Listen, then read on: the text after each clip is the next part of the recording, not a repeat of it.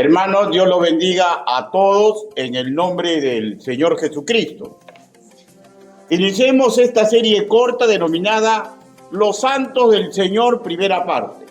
Los Santos del Señor, primera parte.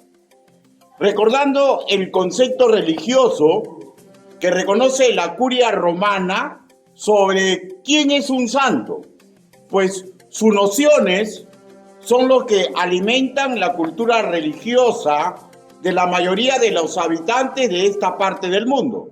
Según su ideario, los santos son personas que han sido beatificados, canonizados por el Papa, reconociéndoles así un virtuosismo excepcional, con acciones heroicas y milagros comprobados, y que aunque muertos, pueden aún interceder por los seres humanos, de ahí la veneración que ellos dicen tenerles. Aunque en base a la sana doctrina, afirmamos que lo que están haciendo es adorarlo, pues si ya murieron, no pueden interceder por nadie. Esta acción en el tercer cielo solo le corresponde al Hijo Jesús, el Cristo. Y esto está sustentado en Romanos capítulo 8, versículo 34, porque Él es abogado ante el Padre. Primera de Juan capítulo 2, versículo 1, pero a favor de los integrantes de su iglesia. Con respecto a lo ya relatado, sumamente difícil que un estudiante de la Biblia en nuestro contexto bautista sufra de algún tipo de esta influencia. Pero hay otra influencia, muchas influencias, pero hay una en especial que se bifurca sobre este tema. Por ejemplo, que alguno de nosotros, entre nosotros, se sienta mal cuando escucha que se lee el nombre de un evangelista sin anteceder el título San para tal o cual escritor. Y otros, un poco más religiosos, pueden ver como una especie de sacrilegio o falta de respeto cuando solo se nombra por su nombre o se le dice simplemente hermano Juan, por decirlo. Cositas que espero que todos los que escuchen este mensaje ya hayan superado. Y si aún no lo supera, no hay problema, porque solamente es su cultura, de hecho un poquito deficiente, y susceptibilidades humanas. Del ideario de santo, tal como lo entiende la curia romana, rescatemos y tengamos presente el siguiente concepto, que eso sí es 100% bíblico. Todos los santos del Señor debemos esforzarnos para que en este mundo vivamos vidas ejemplares, virtuosas, que inspiren a otros a seguir en la senda de Cristo. También digamos que el título santo, santo, santo, que aparece 2 veces en la Biblia, una en el Antiguo Testamento, Isaías capítulo 6, versículo 3, y uno en el Nuevo, Apocalipsis capítulo 4, versículo 8, son cánticos de ángeles que adoran al Altísimo. Y con respecto a la santidad del Creador, es perfecta, sin ningún atisbo de pecado. El trisagio, santo, santo, santo, a la Santísima Trinidad, expresa no solo la naturaleza trina de Dios, también su misma esencia y distinción común que no le pertenece a ninguna criatura. Y que el mismo Señor del Antiguo Testamento que adoraban los israelitas es el mismo Señor del Nuevo Testamento que adoramos los cristianos y seguirá siendo siempre el mismo. Sin más que acotar en esta etapa introductoria, entremos al cuerpo de esta exposición denominada Los Santos del Señor, primera parte. Para lo cual vayamos a las Escrituras. Primera de Pedro, capítulo 1, versículo del 13 al 16. Primera de Pedro, capítulo 1, versículo del 13 al 16. Si lo vamos teniendo, con excepción de los que están delicados de salud, por favor vayámonos poniendo de pie. Primera de Pedro, capítulo 1, versículo del 13 al 16. La palabra del Señor dice así: por tanto, seguid los lomos de vuestro entendimiento, sed sobrios y esperad por completo en la gracia que se os traerá cuando Jesucristo sea manifestado. Como hijos obedientes, no os conforméis a los deseos que antes teníais estando en vuestra ignorancia, sino como aquel que os llamó es santo, sed también vosotros santos en toda vuestra manera de vivir. A la voz de tres, todos juntos, por favor. El verso 16. 1, 2, 3. Porque escrito está: sé santos, porque yo soy santo. Palabra de Dios. Inclinen su rostro, vamos a orar. Bendito Padre Celestial, no existe hombre digno de predicar su evangelio. Señor, pero usted me está dando hoy día la oportunidad. Hable, Señor Yahvé. Utilice, Señor, todo lo mío para que su palabra sea predicada. Ayúdenos, Señor, tanto a los que escuchan como a su predicador, para que la palabra se constituya en espada de doble filo. Que todos recordemos la implicancia de ser santos suyos, Señor. Ayúdenos, papito lindo. Así le suplicamos en el nombre bendito, precioso y poderoso del Señor Jesucristo. Amén. Por favor, tomen asiento.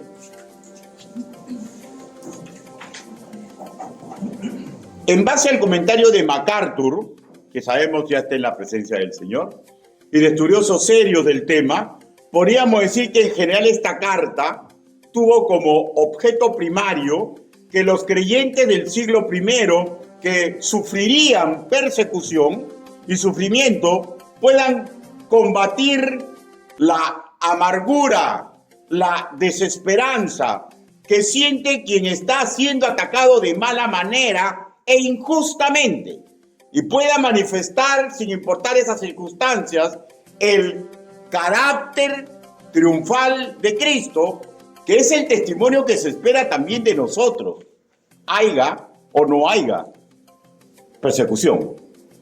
Inicia el versículo 13 con un recurso idiomático muy popular. Por tanto, por tanto, en este caso, indica lo que se esperaba de los creyentes de aquel siglo. Y diré lo que se espera de nosotros, los santos del Señor. Una aplicación que se nos pide realizar, ¿no? De lo que trataremos después. Repito, una explicación que se nos pide realizar a mérito de las declaraciones contenidas desde el versículo 2 al 12, que fue nuestra lectura bíblica. Primero, declaraciones sobre regalos divinos a nuestro favor, que debería llevarnos a un profundo agradecimiento. Recordemos asimismo que un creyente que aún no asimila, ¿ya?, ¿por qué debe estar agradecido? Resulta un problema. Un problema para una unidad de combate, una iglesia local, que dicha iglesia deberá cargar. Y esto, lógicamente, va a entorpecer la idoneidad del trabajo por realizar. Pero por igual, a los que son lastres del Evangelio, no los desechamos. Intentamos sanamente que la luz del Señor alumbre su entendimiento. ¿Por qué un nacido de nuevo debería ser agradecido? Estamos en el primer bloque de declaraciones. ¿Por qué un nacido de nuevo debería ser agradecido? Leamos nuevamente el versículo 2. Es elegido según la presencia de Dios Padre en santificación del Espíritu para obedecer y ser rociados por la sangre de Jesucristo, gracia y paz os sean multiplicadas. Escúchenme, por favor. Nos ha elegido por gracia. O sea, no hay mérito en nosotros para ser salvos. Y esta elección costó la sangre del Señor Jesucristo. Versículos 3 y 4. Bendito el Dios y Padre de nuestro Señor Jesucristo, que según su grande misericordia nos hizo renacer para una esperanza viva, por la resurrección de Jesucristo de los muertos, para una herencia incorruptible, incontaminada e inmarcesible, reservada en los cielos para vosotros. En esta declaración, un regalo es que a mérito de su gracia divina y del sacrificio del Señor Jesucristo, nos ha otorgado una herencia magnífica que sí o sí nos va a llevar a la casa celestial. Versículo 5, versículo 6. Que sois guardados por el poder de Dios mediante la fe, para alcanzar la salvación que está preparada para ser manifestada en el tiempo postrero, en el cual vosotros os alegráis, aunque ahora por un poco de tiempo. Ahí nomás, es versículo 5, versículo 6, primera parte. Escuchen, que todo lo que hasta ahora relatado, y hermanos míos, nadie nos lo puede arrebatar, pues quien cuida los regalos divinos, entre ellos la salvación, ¿ya?, es Dios mismo. Y este conocimiento, que la salvación es segura, que es veraz y que nadie los puede arrebatar de sus manos, nos llena de alegría, gozo, paz y seguridad. Primer bloque de declaraciones. Entramos al segundo. Declaraciones sobre la responsabilidad en la gran comisión. Se nos da el conocimiento, hermanos míos, en este bloque, que las penurias a las cuales vamos a ser sometidos es porque el Señor así lo permite. Pruebas.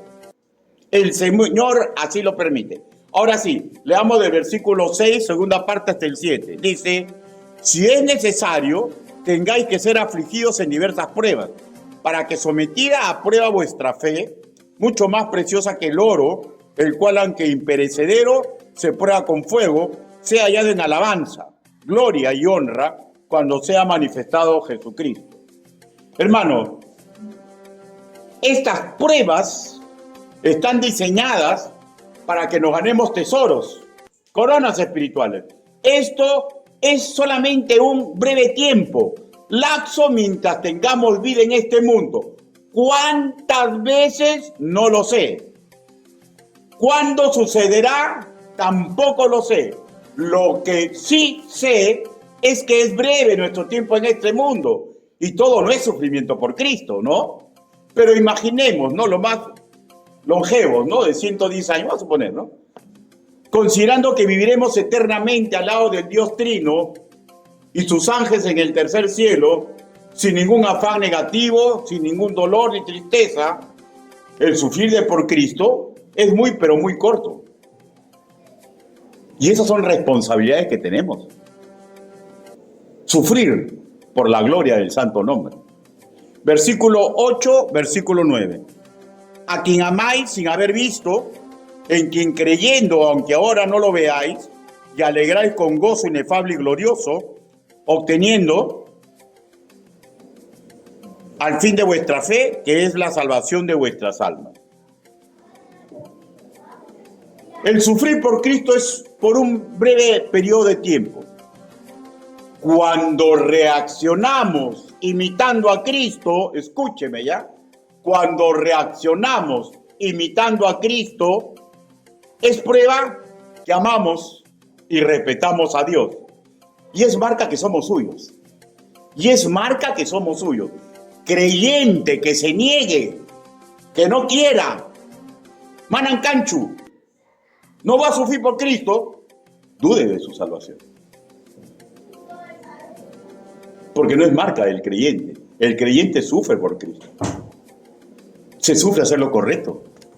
¿O no? O sea, no estoy hablando de un creyente perfecto, ¿ya? Pero si un creyente rechaza las pruebas, no quiere pruebas, y cuando vienen pruebas no tiene la capacidad de intentar imitar a Cristo, esto no es marca de un creyente. O sea, estamos en el bloque de que las declaraciones de nuestras responsabilidades. Es prueba que amamos y respetamos a Dios. Tercer bloque, declaraciones sobre distinguido privilegio, contenido desde el 10 al 12. Dice la palabra del Señor así: los profetas que profetizaron de la gracia destinada a vosotros, inquirieron y diligentemente indagaron acerca de esta salvación, escudriñando qué persona y qué tiempo indicaba el Espíritu de Cristo, que estaba en ellos, el cual anunciaba de antemano los sufrimientos de Cristo y las glorias que vendrían tras de ellos.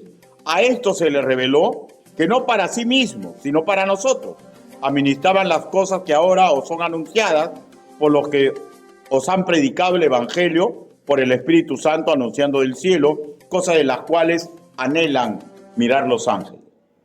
Privilegio distinguido.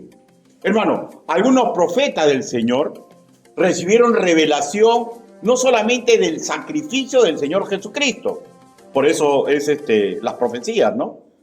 Ari Sabactani, por ejemplo, ¿no? Entonces, ellos recibieron revelación de Cristo, de su sacrificio, que a todos daría salvación definitiva. Pero no solamente eso, también recibieron revelación del trabajo distinguido, glorioso, que le corresponde a la iglesia, que los mismos ángeles desearían hacer, pero no, es un privilegio, ha sido reservado para nosotros. Escuchen, hermanos, con respecto a esto último, ¿cómo es posible que un creyente no sea agradecido? ¿Cómo es posible?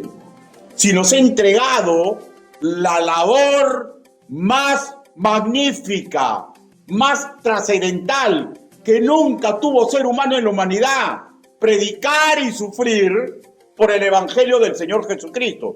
Permítame un pequeño razonar, ¿ya? Un pequeño razonar. ¿Conoce usted los problemas que pueda tener en su país, no? ¿Conoce usted un pastor? ¿Conoce usted un pastor que usted sabe que es probo, que es muy inteligente en las cosas del Señor, que discierne, que usted está seguro que sería imposible que caiga en la tentación, que usted sabe, está casi seguro que sería un hombre ideal para que sea presidente de su país, que sufre mucho? Y usted dice, él debería ser, me gustaría que él sea. Y le voy a decir, de seguro, si tan sabio ese hombre que usted está pensando, él no está de acuerdo, ¿ya? Pues cualquier actividad humana, por más prestigiosa e importante que sea, le quitaría tiempo valioso para dedicarse al trabajo más valioso en el mundo. ¿Cuál es ese trabajo? Ser pescador de hombres, predicador del Señor, consejero, chulillo de Cristo y no de hombres. Aunque ame mucho a la humanidad, él sabe que tiene un trabajo exclusivo que desearían tener los mismos ángeles.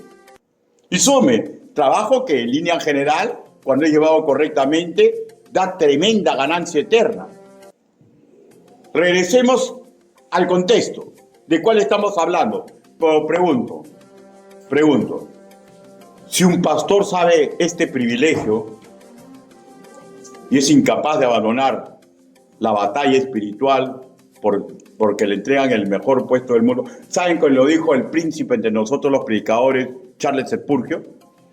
El hombre era una bala, hermanos míos. Sus predicaciones levantaban a la gente. Y fue en la época cuando el comunismo quiso apropiarse de Inglaterra para sentar bases ahí proletarias, porque uno de los países del viejo continente que tuvo un gran problema con la revolución industrial fue Inglaterra. ¿Ya? Y el comunismo se dio cuenta que ahí podía entrar la lucha de clases. ¿Y saben quién combatió el comunismo?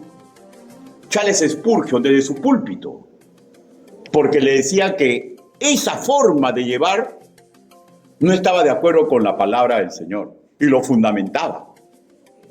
¿Saben lo que hizo la reina de Inglaterra? Cuando el imperio británico comenzó a tener problemas en educación, dijo, Charles Spurgeon es el hombre. Con él a la cabeza de la educación, nuestro país, nuestra nación, nuestro imperio seguirá siendo lo que es. Gloria a la reina. Vayan a buscar a ese hombre. Y fueron los emisarios de la corona inglesa. Y le propusieron. ¿Y saben cuál fue la respuesta de Spurgeon? Me pesaría, después de haber sido ministro de Dios, ser ministro de hombres. ¿Se dan cuenta? ¿Por qué? Porque no solamente un pastor, cualquier creyente que está agradecido, que se está dejando moldear por las Escrituras, saben que es un tremendo privilegio estar en el negocio santo de ser pescadores de hombres. No valores su herencia. No valores su herencia. Por dar preferencia a trabajar para hombres. No valores su herencia. Trabaje para hombres porque está en su vida laboral, pero no descuide el único trabajo que le va a dar ganancia eterna. Regresemos al contexto del cual estamos hablando. Si estos tres bloques declarativos cautivan nuestro corazón, estaremos más que dispuestos a aceptar el petitorio que el Espíritu Santo nos realiza por intermedio del apóstol Pedro. Veamos este petitorio del versículo 13 al versículo 16. Versículo 13, que fue la lectura antes de entrar al cuerpo de la enseñanza. Dice: por tanto, ceñid los lomos de vuestro entendimiento. Ahí nomás. Ceñir los lomos de nuestro entendimiento, solo voy a decir que es una exhortación a dejar moldear nuestra mente y nuestro corazón a las razones y doctrinas que derivan de las Escrituras, porque el que ciñe sus lomos de su entendimiento y acepta hacer como dice la Biblia, es aquellos que suspiran por el Señor. El que suspira por el Señor, los deseos del amado, decide hacer. Primer petitorio que se nos hace, versículo 13, dice: sean sobrios. Versículo 13 dice: sed sobrios, ¿no es cierto? Lo que leemos en nuestra Reina Valera 1960, sobrio, es el vocablo del griego koiné, nefo, que literalmente significa abstenerse de vino, que implica figurativamente ser discreto y prudente. O sea, ¿qué implica esto? Implica no alocarnos como aloca el trago, ¿no?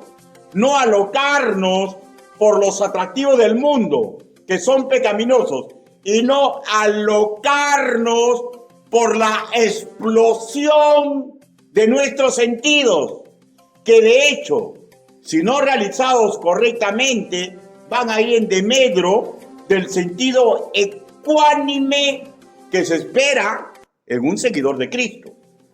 Esto abre una lógica interrogante, ¿no? ¿Cómo debemos esperar a Cristo?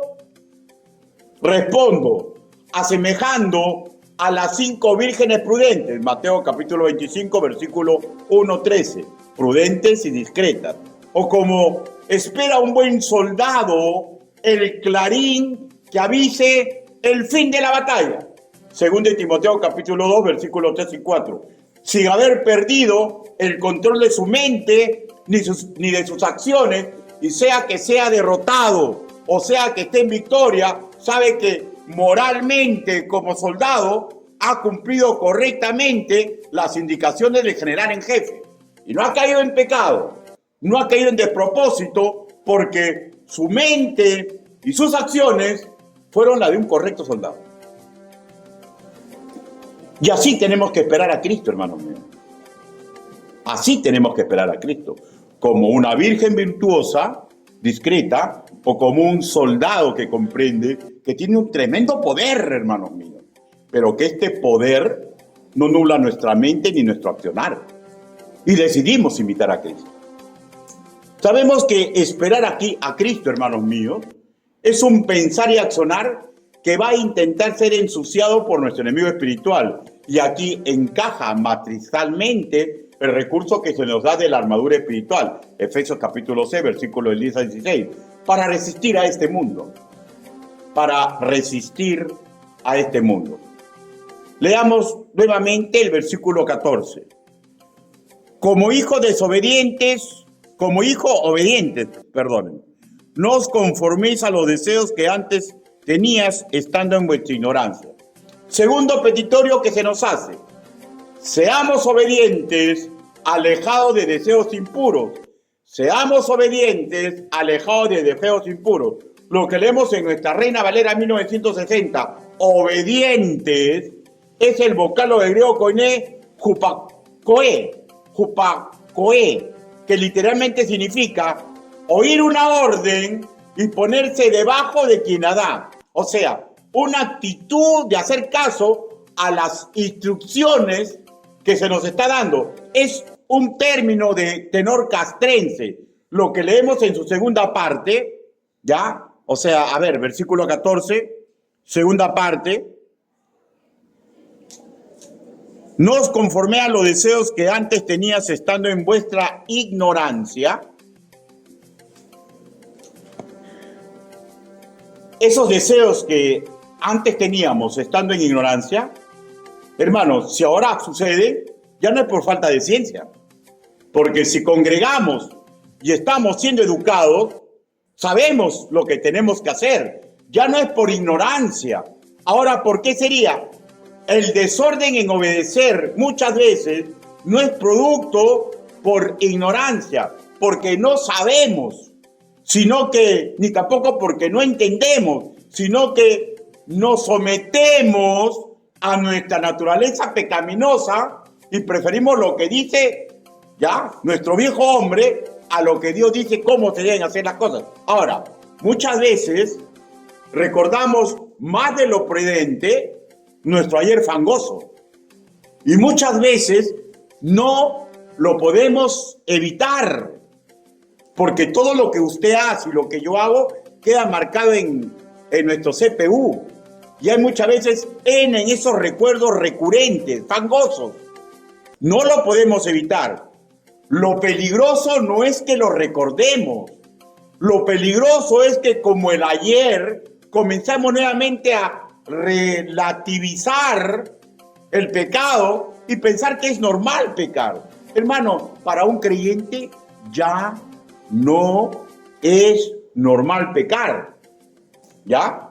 Es anormal. Pero todavía pecamos, ¿no? Pero ¿podemos resistir el pecado? Pregunto. Si José corrió como descosido, pero no pecó, ¿por qué nosotros no podemos también correr? Porque sabemos lo correcto. ¿Y saben por qué? Porque ya se lo dije, ¿no? Nuestra naturaleza pecaminosa. No debemos conformarnos, hermanos míos, con estas situaciones naturales. Escúcheme, por favor. Porque sí o sí va a suceder, ¿ya? Porque todos nosotros mantenemos la naturaleza caída. Va a suceder que nos vamos a relamer y vamos a recordar el pasado pecaminoso, ¿ya? Y aunque conscientemente no lo queremos hacer y no lo aceptamos, hay algo en nosotros que nos hace correr hacia atrás, como el puerco regresa a un charco maloliente. Romanos capítulo 7, versículo 21. Busque, por favor. Romanos.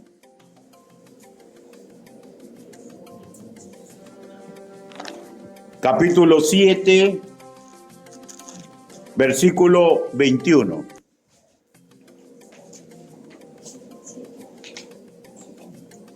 ¿Lo tiene, hermano?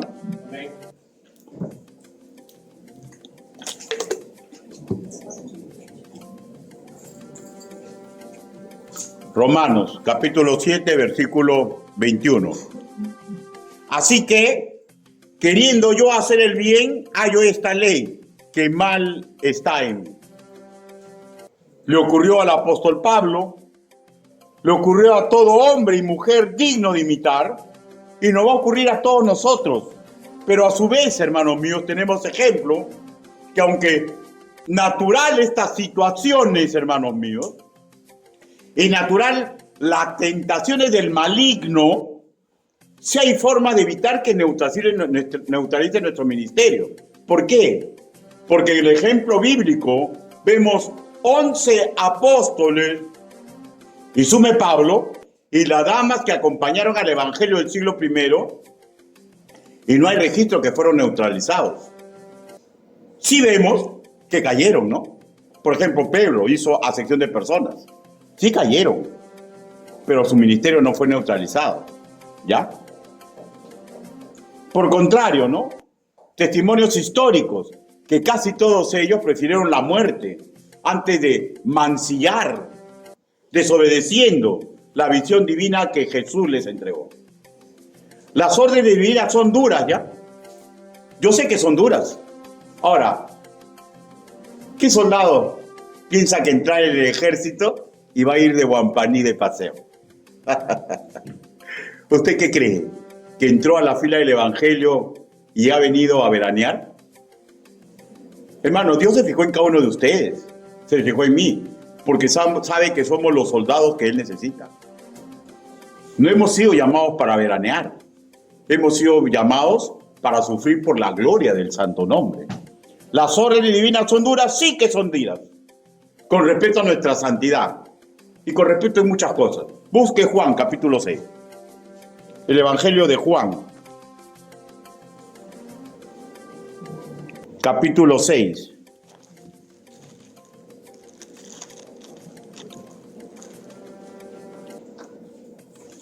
Versículo del 60 al 66.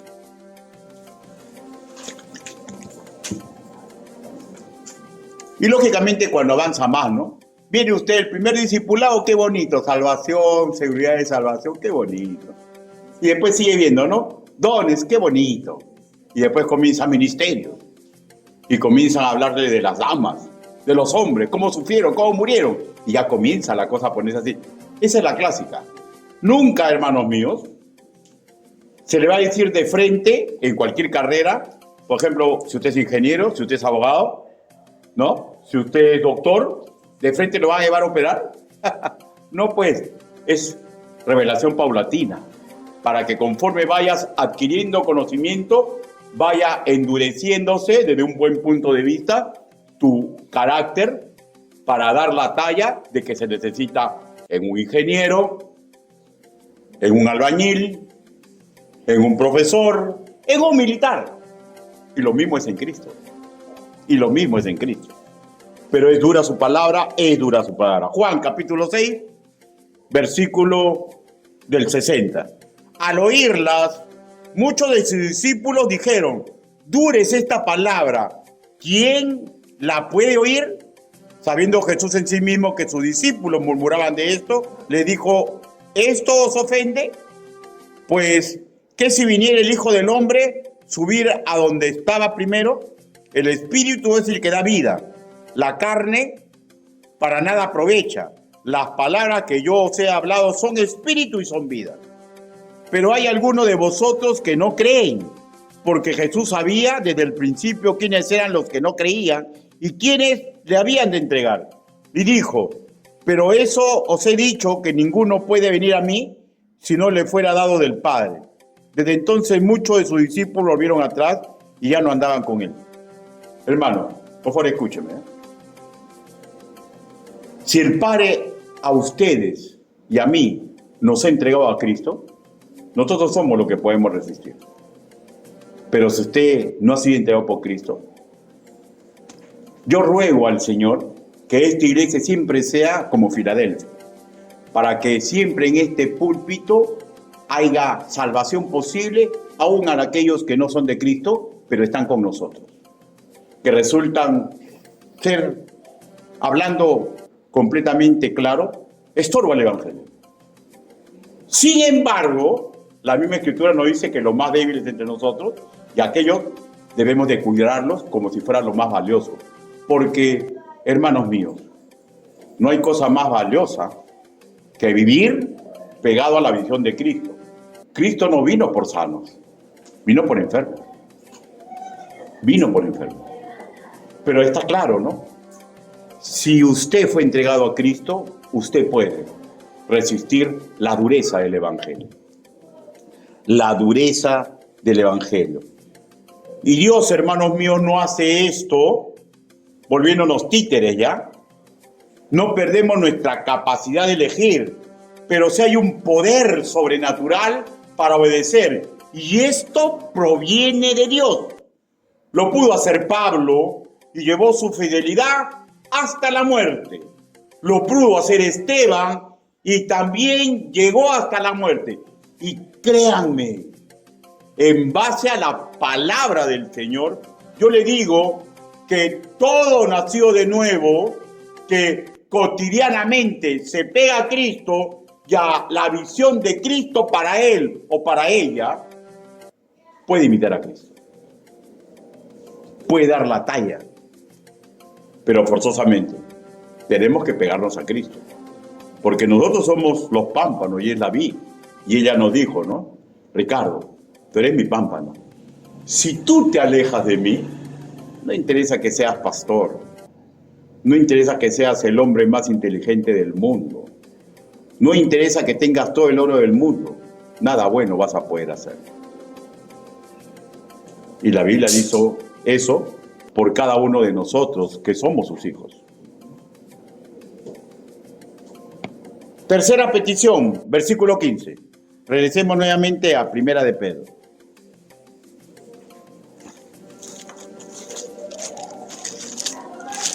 Primera de Pedro, versículo 15.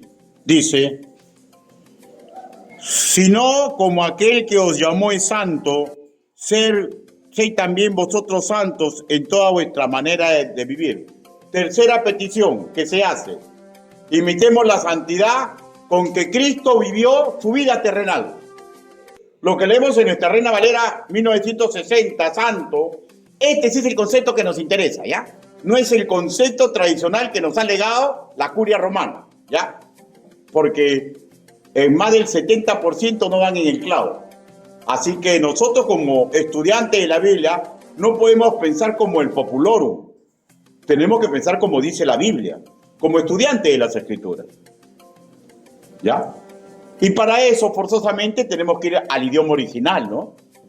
Lo que en nuestra Reina Valera 1960 leemos santo corresponde al vocablo del griego koiné hagios. Hagios. Literalmente hablamos de una persona, pero también podría ser de una cosa, ¿ya? Pero vamos a achicar el espectro, ¿ya? Porque sabemos que hay cosas que son santas porque se dedican al Señor. Pero vamos a achicar el espectro, ¿ya? Y vamos a tratar específicamente de personas, ¿ya? A ver, hagios, ¿ya? Define a alguien sagrado, físicamente puro, moralmente sin culpa. Si nos remontamos a la raíz idiomática, nos topamos con el término hagos, que implica literalmente una cosa terrible, pero es en un buen sentido de la palabra, o sea, usemos la fuerza que da el concepto de terrible y lo que se nos pide es lo siguiente, que seamos terriblemente limpios, que seamos terriblemente inocentes, que seamos terriblemente modestos, que seamos terriblemente perfectos, que nos sintamos terriblemente sagrados, pues de hecho, primero es pensar, asimilar un ideal, apropiarnos de él, sumarlo a nuestro ADN mental y aceptar que capture nuestros sentimientos, nuestros proyectos de vida. Yo me siento santo. Yo sé que soy puro. Yo sé que soy perfecto, pero en la gracia del Señor Jesucristo. Porque perfecto, solamente hubo uno en este mundo, Cristo. El único que caminó entre nosotros. Pero nosotros tenemos que ver como apetecible ser castos, ser puros, como lo fue el Señor Jesucristo. Si en el ayer pecadores y no dimos la talla, si nuestro corazón nos acusa por ello, pero si ya hicimos lo correcto, si algún religioso nos acusaba o nos seguirá acusando con ideas nefastas, sin sana práctica, hermanos, no les hagan caso, no les hagan el juego. Eso sí, aquilatemos la palabra del Señor Jesús, que es y nunca dejará de ser el mayor sabio entre nosotros. Él dijo así: mujer, razonemos, ¿no? Tranquilamente pudo ser un hombre el que estuvo en esta situación. Le dijo: mujer, ¿dónde están los que te acusaban? ¿Ninguno te condenó? Ella dijo: ninguno, Señor. Claro, ¿por qué no la pueden condenar? Porque ya le puso la protección el Señor Jesucristo, ¿no es cierto? Puso terror en su corazón y dijo las palabras que no son mágicas, sabias, para que ellos se sientan desarmados. Jesús nos protege. Y cuando pase eso, cuando usted se sienta cochino, porque su corazón lo acusa, o cuando hay personas que le siguen poniendo una cruz como si usted fuera pues un vampiro, ¿ya? Acuérdese lo que dijo el Señor: ni yo te condeno, vete y no peques más. Juan capítulo 8, versículo del 10 al 11. Espero sea claro, ¿no? Todo empieza de cero. Así de magnífico es el Dios al cual servimos y adoramos. Versículo 16. Porque escrito está: sé santos porque yo soy santo. Cuarto petitorio: un sano intento de ponernos en la sandalia de Jesús de Nazaret. De hecho, hermanos, doctrinalmente, castizamente hablando, aquí hay dos situaciones que deben ser sumamente comprendidas, ¿ya? Primero, debemos recordar que hay una imposibilidad de tener la santidad pura, perfecta, divina del gran yo soy, de un integrante de Dios Trino, por lo que cantan los ángeles, ¿no? Santo, santo, santo es el Señor Dios Todopoderoso. Ni usted es Dios, ni yo tampoco, y somos todopoderosos, ¿no? Somos simplemente imitadores del Santo. Y este poder y esta capacidad fue de Jesús, y se rompió el molde entre hombre que haya caminado en este mundo. Él es santo desde la eternidad, y si bien en algún momento indeterminado alojó en su ser todo el pecado del mundo, recordemos que nunca fueron pecados suyos, sino cargó nuestros pecados a mérito del trabajo vicario que hizo en la cruz, y en este sentido, imposible de imitar a ningún integrante de Dios Trino, porque ni usted ni el que habla damos la talla de santidad completa. Pero sí es posible imitarlo al comportarnos como sagrados. Sí es posible imitarlo intentando mantenernos físicamente puros. Sí es posible imitarlo, ya, moralmente, viviendo sin culpa mediante la gracia que nos ha dado, usando las herramientas que nos entregó, los métodos que nos ha entregado, si tan solo humildemente nos dejáramos fortalecer por Cristo. Filipenses capítulo 4, versículo 3. Y usted sabe, yo lo sé, que aquí ya no hay nada sobrenatural. Es aceptar el ser educados.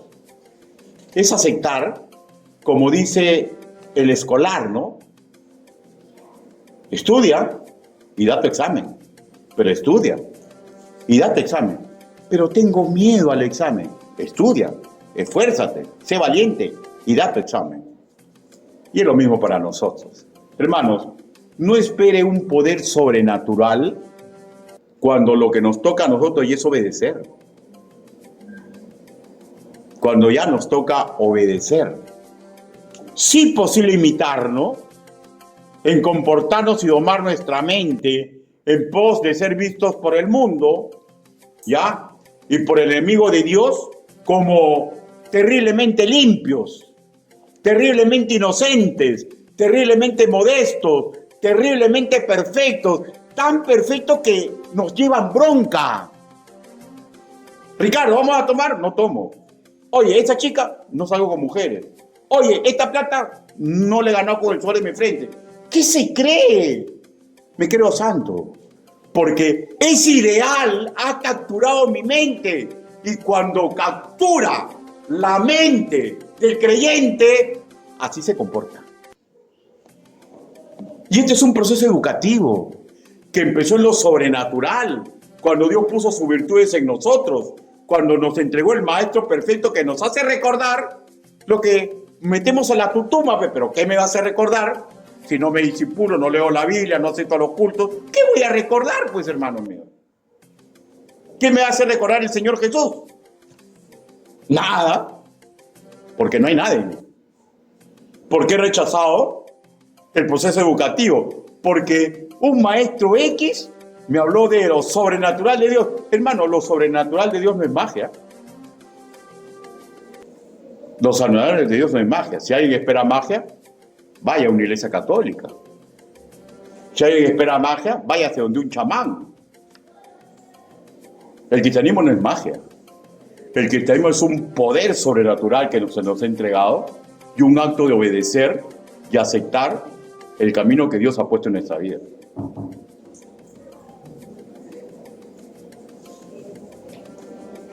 Sí es posible mantenernos castos, puros, como lo fue Cristo. Y qué terrible testimonio, ¿no? De un creyente así, ¿no? Qué terrible para el diablo y su hueste de maldad. Estamos ante un o una terrible, ¿ya? Y poderoso o poderosa guerrero o guerrera en la gracia del Señor. Es una visión terrible para el demonio encontrar un creyente así, que se da cuenta que es sumamente imperfecto, pero en la gracia de Dios se convierte en terriblemente puro, terriblemente honesto, terriblemente hijo del Señor. Aunque de hecho, tampoco en esta imitación hay en nosotros perfección, porque usted lo sabe, yo también, ¿no? No se enoje, ¿no? Somos inmensamente miserables, ¿no? No tenemos un dominio propio, completo, porque muchas veces el pecado se aloja en nuestra mente, ¿no es cierto? Y tenemos que luchar, pero sabemos, ¿no? Qué maravilloso que tenemos abogado en el cielo, ¿no? Que nunca dejará que caigamos en condenación. Porque si usted se cree puro, usted no es puro. Porque peca, como yo. Porque si no pecamos de acción, pecamos por omisión. Y si no pecamos de omisión, pecamos por el habla. Y si no pecamos por el habla, pecamos con el pensar. Pero qué maravilloso, ¿no? Que sin interesar cualquiera de estas cosas, Cristo no nos va a dejar caer de su mano. ¿Por qué nos llamó Cristo? Para ser santos en toda nuestra manera de vivir. Y esto, repito, para esto ya se nos dio las herramientas, la virtud de la educación, ya se nos dio todo lo necesario. Esto mismo le pidió a la congregación de Israel y les compartió su visión. Y eso está en Levítico capítulo 11, versículo 43 al 45. Esto mismo le dio a la familia de Set en la era antediluviana, que no tenemos registro de una ley escrita, ¿no, hermanos míos? Pero sabemos con suma claridad que ellos vivían de instrucciones orales, ¿no? Y sabemos, hermanos míos, que eso mismo nos pide a los santos del Señor. Hombres y mujeres, comunes y corrientes, pero que contamos con el poder, la educación y yo espero, la unción que logra el que es agradecido. Porque el que es agradecido comprende todo lo que Dios ha hecho y deja de lado su proyecto personal para pegarse a Cristo. Hermano, ¿significa que somos conformistas? Para nada. Hay hermanos nuestros que son millonarios. Hay hermanos nuestros que han ganado Nobel. Hay hermanos nuestros que son personas muy inteligentes, muy reconocidas, pero nunca han claudicado en los requisitos que Dios les da para vivir una vida digna en este mundo. Colofón final.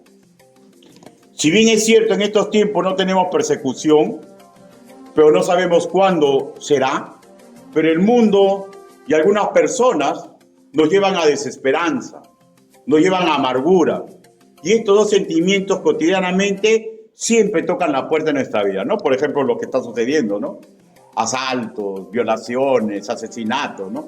Y parece que perdemos la desesperanza, ¿no, hermanos míos? Parece que nos llenamos de amargura, ¿no? Pero ninguna de estas circunstancias cancela ni el poder de Dios, ni el plan de Dios para nuestra vida. ¿Y qué quiere Dios? Que seamos sobrios, que seamos obedientes, alejados de deseos impuros, que imitemos la santidad que Cristo vivió en esta vida terrenal y que en línea general hagamos un sano intento para ponernos en las sandalias de Jesús de Nazaret. Y estas demandas son para mí y son para usted. Porque yo no he nacido, hermano mío, de nuevo para ser chulío de hombres. Yo he nacido de nuevo para ser chulío de Cristo. Lo mismo yo, lo mismo ustedes. Oremos, hermanos míos, para que las demandas divinas cautiven nuestro corazón. Recordemos, hermanos míos, ser agradecidos por los regalos que sin merecernos Cristo nos ha entregado. Oremos por fuerza, para aceptar las responsabilidades de la gran comisión. Entre ellas, pasar las pruebas, hermanos míos, que duelen a nuestra alma. Y entendamos que estar en la obra de la gran comisión es un deseo de los ángeles ya, pero les ha sido negado y nos ha entregado a nosotros. Recordemos que los profetas del pasado investigaron y tuvieron un sano anhelo de estar en el lugar de los apóstoles y ver a Cristo, a su Cristo, y no lo tuvieron. Y tuvieron un sano anhelo, tener la responsabilidad y el privilegio de ir a todas las naciones, creo que excepto Jonás. Todos quisieron eso. Cuando vieron en su visión lo que hacía la iglesia, que era superior a lo que hacía Israel, hermanos míos, y ellos hicieron, qué sana envidia. Mi Señor, qué sana envidia. Escudriñaron y vieron el glorioso trabajo que nos dieron. Y nosotros lo desperdiciamos. Lo mayor, lo excelso en este mundo se nos ha entregado a nosotros. Imitar a Cristo en una difícil situación actual. Pero recuerde usted, ¿no? La situación cuando Jesús era santo, cuando Jesús era justo, cuando Jesús se preocupaba por los menos favorecidos, fue una Judea antigua, ¿no? Con una mentalidad muy retrógrada, donde lo marginaban al Señor Jesús por hacer lo correcto. Y nosotros estamos en pleno siglo XXI. Imitar a Cristo, hermanos míos, no es una opción, es una obligación, es una muestra de amor. Es la única forma que vamos a poder triunfar. Para terminar, hermanos míos, busque Colosenses, capítulo 3. Una vez que lo leamos, permítame orar para terminar esta exposición. Colosenses, capítulo 3.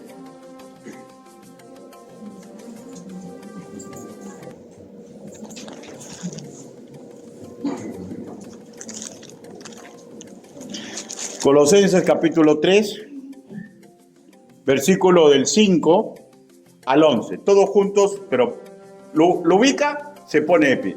Si está delicadito, quédese sentadito nomás, ¿eh?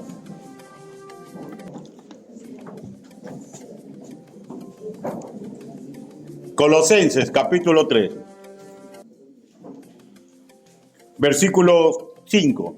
Y miren, dense cuenta, cómo empieza. Hace morir, o sea, es un trabajo que tenemos que hacer nosotros. No esperemos un poder sobrenatural para hacer lo que tenemos que hacer nosotros. Dice, versículo 5, dice, todos amigos, 1, 2, 3. Haced morir pues lo terrenal en vosotros, fornicación, impureza, pasiones desordenadas, malos deseos y avaricia, que es idolatría. Cosas por las cuales la ira de Dios viene sobre los hijos de desobediencia, en las cuales vosotros también anduvisteis en otro tiempo cuando vivías en ellas. Pero ahora también vosotros todas estas cosas, ira, enojo, malicia, blasfemia, palabras deshonestas de vuestra boca. No mintáis los unos a los otros, habiendo despojado del viejo hombre con sus hechos, y revestido del nuevo, el cual conforme a la imagen del que lo creó, se va renovando hasta el conocimiento pleno, donde no hay griego, ni judío, ni circuncisión, ni incursión, bárbaro, ni escita, siervo, ni libre, sino que Cristo es en todo y en todo. Versículo 11, versículo 12. Vestidos pues, como escogidos de Dios, santos y amados, de extrañable misericordia, de benignidad, de humildad, de mansedumbre y de paciencia. Palabra de Dios. Inclinen su rostro, vamos a orar. Bendito Padre Celestial, Señor, somos sus santos, Señor. Sabemos que no hacemos milagros. Sabemos, Señor, que no vamos a hacer llover, Padre Santo, rosas sobre el escritorio de nadie.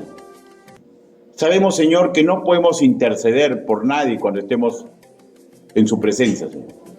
Pero sí sabemos los requerimientos que usted nos da. Ayúdenos, Señor, para ser santos como usted es santo. Ayúdenos, Señor, para ser agradecidos. Ayúdenos, Señor, para que no despreciemos ese privilegio que quieren tener los ángeles. Ese privilegio que quisieron tener los profetas del Antiguo Testamento. Ayúdenos, Padre Santo, para que podamos andar en este mundo, Señor, con su mentalidad vencedora. ¿Alguien desea que ore por él o por ella, por fuerzas en su trajín cotidiano? Levante su mano, por favor. Dios te bendiga, Dios te bendiga, Dios te bendiga, Dios te bendiga, Dios te bendiga. ¿Alguien más? Vamos a orar. Bendito Padre Celestial, Señor, usted ha visto la mano levantada. Exactamente por qué la levantaron, cuál es la situación específica, yo no lo sé. Pero usted sí lo sabe. Yo le doy gracias porque mediante ese reconocimiento, mi Dios Santo, sus ángeles que los cuidan están contentos. Han sido espectáculo agradable para sus ángeles, porque usted lo sabía desde antes que levanten la mano. Gracias, Señor, porque estoy convencido que aquellos que hacen lo noble, lo agradable, lo perfecto para usted, Señor, usted le da inmensa bendición. Bendiga, Señor, a los que levantaron su mano y le dieron alegría a sus ángeles, y bendíganos a todos nosotros, porque tarde o temprano vamos a ser solicitados para ser zarandeados. Ayuda a nuestra congregación, bendito Padre Celestial, para que seamos los santos que usted quiere que seamos. Así le pedimos, así le suplicamos, en el nombre bendito, precioso y poderoso del Señor Jesucristo. Amén. Hermanos, Dios los bendiga.